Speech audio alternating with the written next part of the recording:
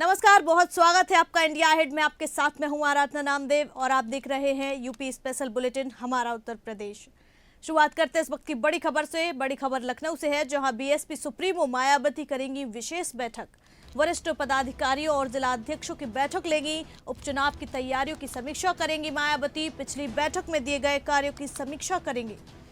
आज 11 बजे बीएसपी कार्यालय में होगी बैठक। ये बड़ी खबर हम आपको बता रहे हैं, जहां लगातार उत्तर प्रदेश में उपचुनाव की तैयारियां जोर शोर पर है। साथ ही बीएसपी भी एक्शन मोड में नजर आ रही है और अब मायावती आज बैठक करने वाली हैं। बैठक में समीक्षा बैठक में उपचुनाव को लेकर मंथन होगा, रणनीतियां बनेंगी। बीएसपी सुप्रीमो मायावती आज विशेष बैठक करने वाली हैं, जहां वरिष्ठ पदाधिकारियों और जिला अध्यक्षों की बैठक लेंगी। उपचुनाव की तैयारियों की समीक्षा करेंगी मायावती। पिछली बैठक में दिए गए कार्यों की समीक्षा करेंगी। आज 11 बजे बीएसपी कार्यालय में होगी ये बैठक। ये बड़ी खबर हम आपको उत्तर प्रदेश से बता रहे हैं, जहां लगातार उपचुनाव की तैयारियां जोर शोर पर हैं। साथ ही बीएसपी भी उपचुनाव को लेकर एक्शन मोड में नजर आ रही है। लगातार बैठकों का दौर जारी है उत्तर प्रदेश में और उत्तर प्रदेश की बीएसपी सुप्रीमो मायावती आज समीक्षा बैठक करने वाली हैं।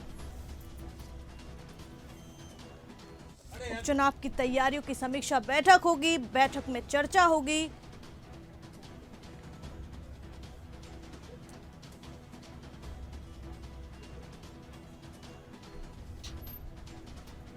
बीएसपी सुप्रीमो मायावती करेंगी विशेष बैठक। वरिष्ठ पदाधिकारी और जिला अध्यक्षों की बैठक लेंगी। उपचुनाव की तैयारियों की समीक्षा करेंगे मायावती। उपचुनाव को लेकर लगातार उत्तर प्रदेश में तैयारियां जोर शोर पर हैं और अब बीएसपी भी अपना वर्चस्व बढ़ाने में लगी है। साथ ही बीएसपी सुप्रीमो लगातार बैठकें करती नजर आ रही हैं। लगातार मायावती एक्शन मोड में नजर आ रही है उपचुनाव को लेकर।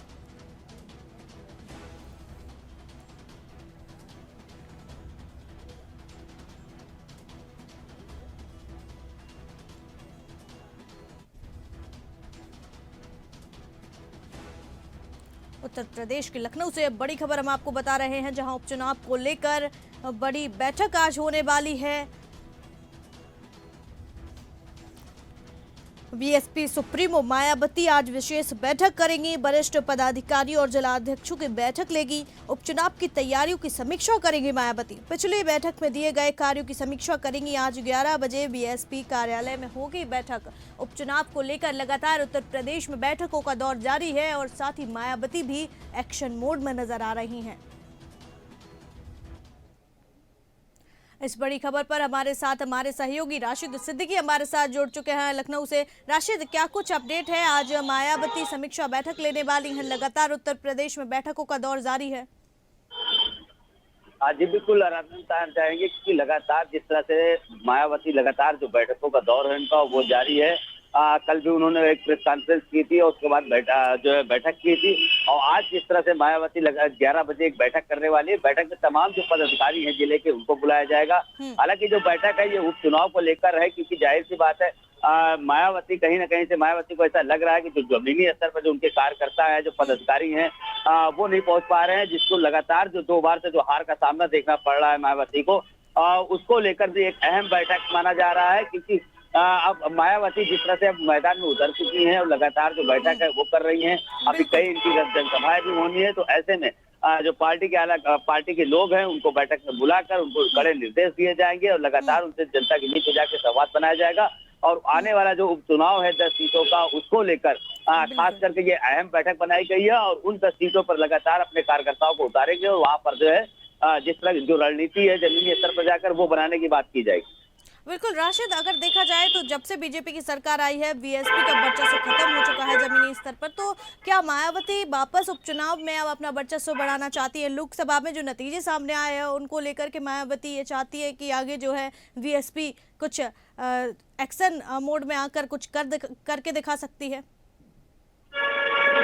जी बिल्कुल, क्योंकि देखिए बहुत बड़ा मायावती के लिए बहुत बड़ा ये चैलेंज है। क्योंकि लगातार 2 बार की हार के बाद, क्योंकि इसे पूर्व में देखें 2022 के चुनाव में देखें जिस तरह से मायावती की जमीन की जो उत्तर प्रदेश थी वो पूरी तरह से खिसक चुकी थी। और बिल्कुल। हालांकि अभी लोकसभा के चुनाव में भी यही हाल हुआ है। तो ऐसे में मायावती अब लगातार अब कोई ऐसी जो है पार्टियों के साथ में बैठकर कोई ऐसा कड़ा एक्शन जरूर लेने वाली है कि जिससे कि जो उनकी पार्टी की छवि आज से 5 साल पहले हम्म। पूर्व में भी थी वैसी बन जाए। लेकिन जिस तरह से अब उनका टक्कर सीधा अभी अगर देखा जाए तो उपचुनाव में क्योंकि समाजवादी पार्टी भी कहीं ना कहीं अब मजबूती के साथ दिख रही है और जिस तरह से उन्होंने लोकसभा चुनाव जीता है उसको लेकर, और ऐसे में भारतीय जनता पार्टी वो ऑलरेडी पहले से ही सत्ता में है ही, और ऐसे में मायावती को खुद को खड़ा होना उपचुनाव को लेकर ये कहीं ना कहीं एक मायावती के लिए एक बहुत बड़ी वो होगी, क्योंकि कई बार देखा गया है कि मायावती के जो कैंडिडेट होते हैं या मायावती ने जिनको सीट दी होती है उनमें ही विरोध हो जाता है। तो ऐसे में मायावती क्या निर्णय आज पार्टी के बाद ले पाती है, ये देखने वाली बात है।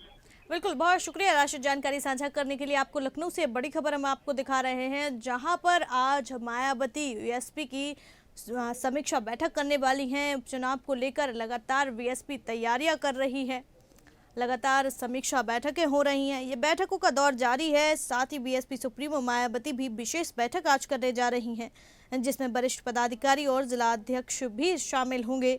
उपचुनाव की तैयारियों की ये समीक्षा बैठक होगी। पिछली बैठक में दिए गए कार्यों की समीक्षा करेंगी। साथ ही आज 11 बजे बीएसपी कार्यालय में ये बैठक होगी। बैठक कुछ ही देर में शुरू होने वाली है।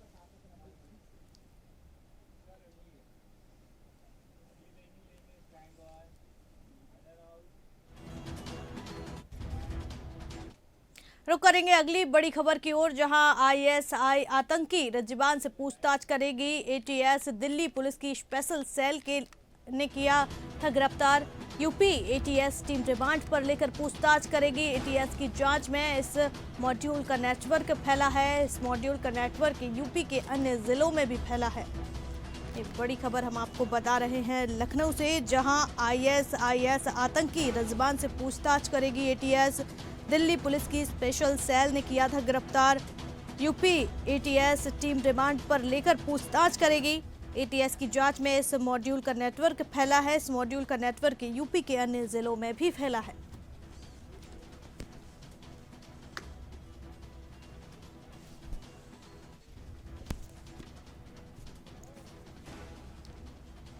ये बड़ी खबर हम आपको बता रहे हैं लखनऊ से, जहां आईएसआईएस आतंकी रिजवान से पूछताछ करेगी। एटीएस दिल्ली पुलिस की स्पेशल सेल ने गिरफ्तार किया था आतंकी रिजवान को। यूपी एटीएस की टीम रिमांड पर लेकर पूछताछ करेगी। एटीएस की जांच में इस मॉड्यूल का नेटवर्क फैला है।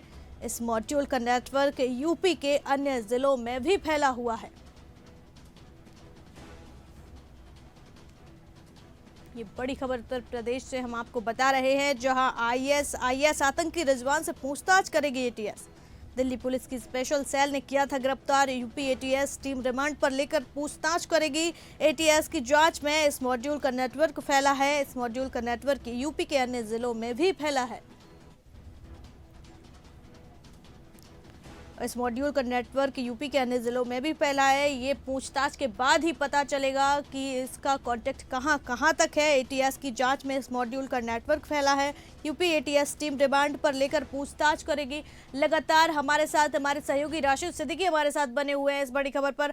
राशिद, क्या कुछ जानकारी है? आज आईएसआईएस आतंकी रिजवान से पूछताछ करने वाली है पुलिस।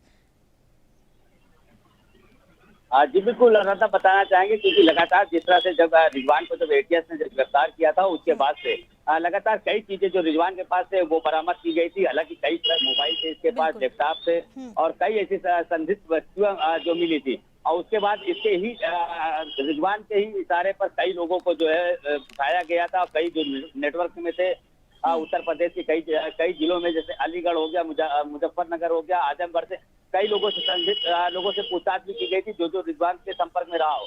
हालांकि जिस तरह से आपको पूछताछ की हुई, एटीएस लगातार इसको लेकर बेहद गंभीर थी, क्योंकि कहीं ना कहीं जो रिजवान है इसके जो संपर्क है वो अलकायदा और आईएसआई से जुड़े हुए हैं।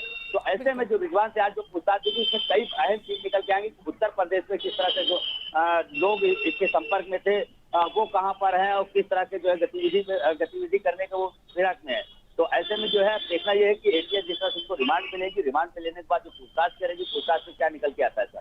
बिल्कुल राशिद, ये भी पता चलेगा कहां से कहां तक ये तार जो है जुड़े हुए हैं। पुलिस यहां तक पहुंच तो गई, रिजवान को गिरफ्तार कर तो लिया है, लेकिन अब कहां तक इसके तार जुड़े हुए हैं।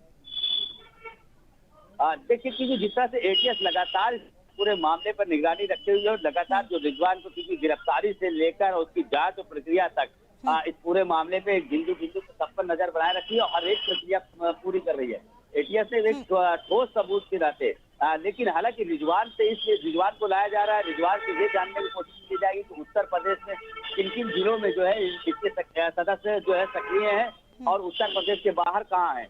तो ऐसे में जो रिजवान से जो पूछताछ है एटीएस की वो खड़े होंगे और रिजवान इस बार जाहिर सी बात है रिजवान काफी समय से जेल के अंदर बंद है। उसके बाद जिस तरह से अब वो टूट चुका है, उसने खुद कई चीजें को बताने की बात की है एटीएस से। अब देखना ये होगा कि एटीएस के सामने वो कौन कौन सी चीजों को खुलासा करता है, एटीएस को लेकर क्या कोर्ट में पेश कर पाती है। बिल्कुल, बहुत शुक्रिया राशि जानकारी साझा करने के लिए। ये बड़ी खबर लखनऊ से हम आपको बता रहे हैं, जहां आईएस के आतंकी रिजवान को पुलिस ने गिरफ्तार कर लिया है।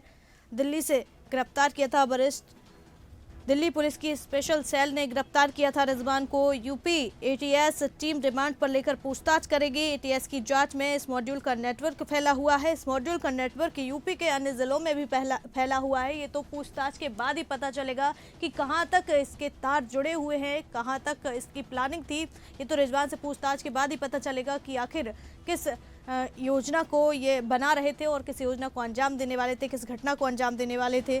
आईएस आतंकी रिजवान से पूछताछ करेगी एटीएस, साथ ही तभी पता चल सकता है कि आखिर आगे का प्लान क्या था आतंकी का। दिल्ली पुलिस की स्पेशल सेल ने इनको गिरफ्तार किया है। यूपी एटीएस टीम रिमांड पर लेकर पूछताछ करेगी। एटीएस की जांच में इस मॉड्यूल का नेटवर्क फैला है। इस मॉड्यूल का नेटवर्क यूपी के अन्य जिलों में भी फैला है। आईएस आतंकी रिजवान से आज पूछताछ करेगी एटीएस।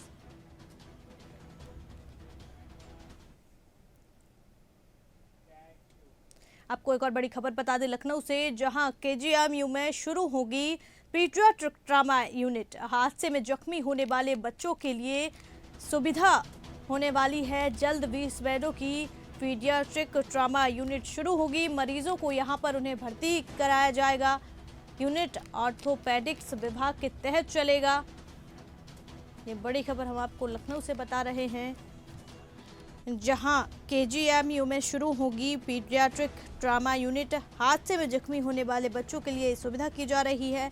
जल्द ही 20 बेड की पीडियाट्रिक ट्रामा यूनिट शुरू होगी। यहां मरीजों को यहां पर भर्ती कराया जाएगा। यूनिट ऑर्थोपेडिक्स विभाग के तहत ये चलेगा।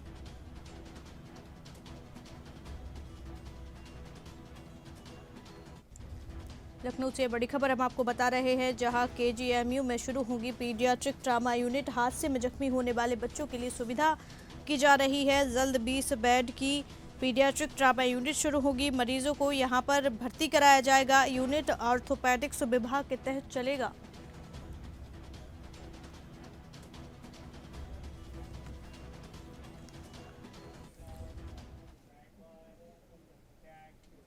तो करते अगली खबर की ओर, जहां मेरठ जिले में नौकरी दिलाने के नाम पर युवक से ठगी करने का मामला सामने आया है। बताया जा रहा है कि जागृति बिहार में आरोपी ने पीड़ित को खुद को पुलिस बताकर पहले झांसे में लिया, उसके बाद नौकरी दिलाने के नाम पर 50,000 की ठगी की। वहीं पीड़ित की शिकायत पर पुलिस ने आरोपी को गिरफ्तार कर लिया है, साथ ही आगे की कार्रवाई में जुट गई है। थाना प्रभारी का कहना है कि पीड़ित की शिकायत के आधार पर मामले में कार्रवाई की जा रही है। और कुछ पूछना? एक यहाँ पे पुलिस वाले हैं, रहते हैं कालीगढ़ी में, नीरज कुमार नाम है इनका। बागपत में इनकी ड्यूटी है। जो मुझे पता लगा है, इन्होंने मेरे साथ 50,000 का फ्रॉड करा है। मुझे नौकरी के लिए पैसे लिए हैं इन्होंने बिजली विभाग में लगाने के लिए। अच्छा, फिर कब लिए थे? ये सर मुझसे फरवरी में पैसे लिए थे। हर महीने यूँ कहते मेरी तनख्वाह जाएगी, मैं पैसे दे दूँगा, मेरे पे नौकरी नहीं लग पा रही। अच्छा, तो आज कैसे पकड़ गए ये लोग? ये आज हमने तो लोकेशन बहुत सारी लोकेशन डाल रखी थी कि कोई ना कोई जैसे अपने भाईचारे होते हैं बताते हैं। ये आज एक फ्रॉड में और पकड़े गए हैं। उस फ्रॉड के चक्कर में पकड़े गए हैं। तो मेरे दोस्त ने बताया कि भैया वहाँ पे उन लोगों को पकड़ा गया है। तो मैं वहाँ आया और वहाँ पे मैंने भी पुलिस थाने में आके इनके खिलाफ एप्लीकेशन दी। तो इसमें इन्होंने कोई लिखित में भी दिया हुआ है आपके पास? हाँ जी, नोटरी है 50,000 रुपये लिखित में है। पैन कार्ड, आधार कार्ड सब कुछ लगा हुआ है, इनके साइन है। लोगों ने फ्रॉड कर रखा, आज 3-4 लोगों ने पकड़ा। उन्होंने फ्रॉड कर रखा है। मनसा देवी रोड पे अभी हमें पता चला था, वहाँ भीड़ लगी थी, तो वहाँ मौजूदा हमने देखा ये आदमी वहाँ का जो इस हमारा वो था वक्स का दूसरा पार्टी का आदमी, जिसने इससे 50,000 रुपये बिजली विभाग के नौकरी विभाग के लिए लिए थे। वहाँ जाके हमने देखा तो वहाँ जाके भीड़ लगी हुई थी। हमने भी अपना घेराव किया 4 लोगों को लेकर। यहाँ हम इस मुद्दे पे थाने में अपने रुक करते अगली खबर का। झांसी के कोतवाली इलाके में स्थित एक जिम के ट्रेनर ने वहां आने वाली महिला को एनर्जी ड्रिंक में नशीले पदार्थ मिलाकर दुष्कर्म किया और उसका अश्लील वीडियो बना लिया। ट्रेनर अश्लील वीडियो दिखाकर महिला को ब्लैकमेल करने लगा। महिला ने बताया कि अभी तक वह 10,50,000 रुपए ऐंठ चुका है। महिला ने ब्लैकमेलर से प्रताड़ित होकर मामले की शिकायत डीआईजी से की है और न्याय दिलाने की गुहार लगाई है। पूरे मामले पर एसपी ने जानकारी देते हुए बताया कि कोतवाली थाना क्षेत्र की रहने वाली एक महिला ने जिम ट्रेनर पर शारीरिक शोषण का आरोप लगाया है। महिला के आधार पर मामला दर्ज कर लिया गया है और सबूतों के आधार पर पड़ताल की जा रही है।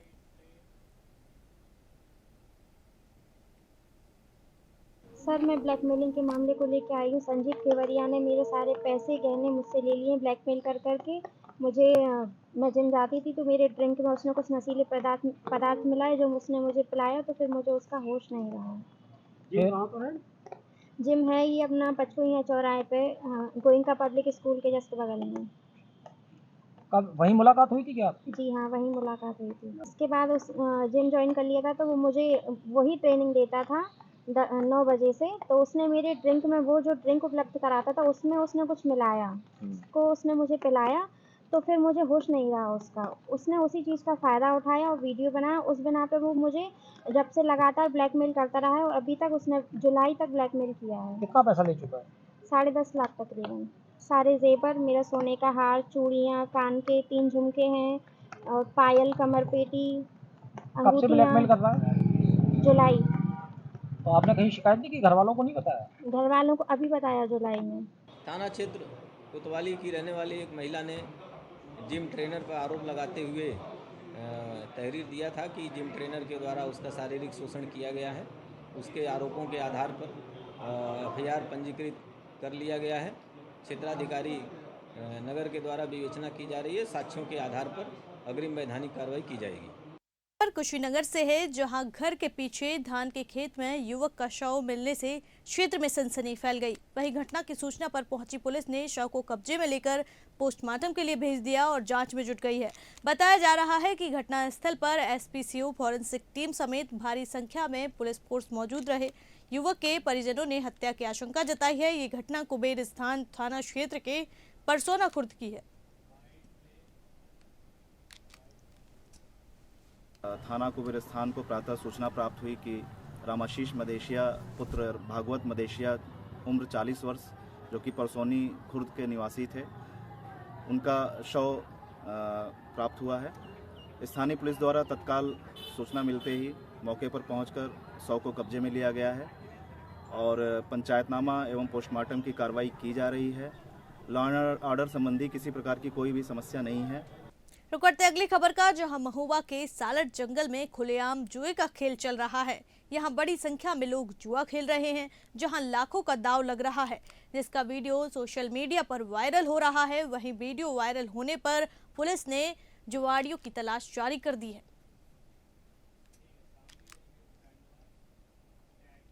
शामली जनपद के गांव झाड़खेड़ी में चोरों ने अधिवक्ता के घर में चोरी की वारदात को अंजाम देते हुए हजारों की नकदी, सोने चांदी के जेवरात और लाइसेंस की बंदूक चोरी कर ले गए। चोरी की वारदात से गांव में सनसनी फैल गई। पुलिस ने घटना का निरीक्षण करते हुए जल्दी खुलासे का आश्वासन दिया है। बताया जा रहा है कि एडवोकेट अवधेश सैनी अपने परिवार समेत छत पर सो रहा था, तभी चोरों ने मौका पाकर रात्रि में घर के गेट का ताला तोड़कर घर में घुस गए। रात में हम लोग ऊपर सोए हुए थे कमरे में, और सुबह जब हमारी मैडम 4:15 बजे करीब में आई यहाँ नीचे, तो उन्होंने देखा कि सामान कुछ बाथरूम जैसे वो गई, तो सामान बाथरूम में बिखरा पड़ा हुआ था। बिखरने के बाद फिर उसने कमरे पे चेक करे तो कमरे में सारा सामान खुले हुए थे। कमरे, अलमारियाँ सब खुली हुई थी, ताले टूटे हुए थे अलमारियों के, और जो सोने चांदी के जेवरात थे वो सब गायब थे, और एक DBBL जो बंदूक है वो भी। जेवर 40 और 45 को लगे थे सोने के। जी जी, सब चांदी भी ऐसे है 2 किलो करीब। पुलिस को तहरीर दे दी है। हमने 112 नंबर पर सुबह फ़ोन किया, पुलिस जो है, जो भी 5 मिनट बाद में पुलिस आ गई थी, जो भी तुरंत ही। आप झाड़खेड़ी में आए हैं, क्या मामला है? आज दिनांक 10/8/2024 को थाना कैराना के अंतर्गत एक ग्राम है झाड़खेड़ी, वहाँ से एक नकब देने की सूचना मिली थी। तो मौके पर थाना कैराना की पुलिस और अधिकारी के द्वारा घटनास्थल का निरीक्षण किया गया। यहाँ अवधेश सैनी और फारूक अब्दुल्ला के घर जो है नकब देनी हुई है। इनके कुछ गहने और नकदी गए हैं। अवधेश सैनी के यहाँ से एक DBBL बंदूक भी, लाइसेंसी बंदूक थी, उसकी भी चोरी की गई है। इसमें जो है जो अवधेश सैनी और फारूक हैं, उनसे जो है तहरीर प्राप्त करके सुसंगत धाराओं में अभियोग को पंजीकृत करके उसमें विधिक कार्रवाई की जा रही है। रुक करते अगली खबर का, जहां लोगों की लगातार समस्याओं को लेकर पुलिस प्रशासन और प्रदेश के मुखिया योगी आदित्यनाथ के जरिए चलाई जा रही मुहिम के दौरान IGRS निस्तारण मामले में जनपद रामपुर को प्रथम स्थान प्राप्त हुआ है। जनपद के 17 पुलिस थानों में से 15 थानों को टॉप रैंक प्राप्त हुई है। वहीं पुलिस अधीक्षक ने जानकारी देते हुए बताया कि जन शिकायतों का निस्तारण समयबद्ध और गुणवत्तापूर्ण यह शासन की सर्वोच्च प्राथमिकता है। इसी उद्देश्य से समस्त थाना अध्यक्ष और क्षेत्राधिकारी नियमित रूप से जन सुनवाई करते हैं और ऑनलाइन पोर्टल पर शिकायतों का निस्तारण करने के लिए मौके पर जाकर उनकी समस्याओं का निस्तारण का प्रयास करते हैं। इसी क्रम में जनपद को प्रथम रैंक प्राप्त हुई है।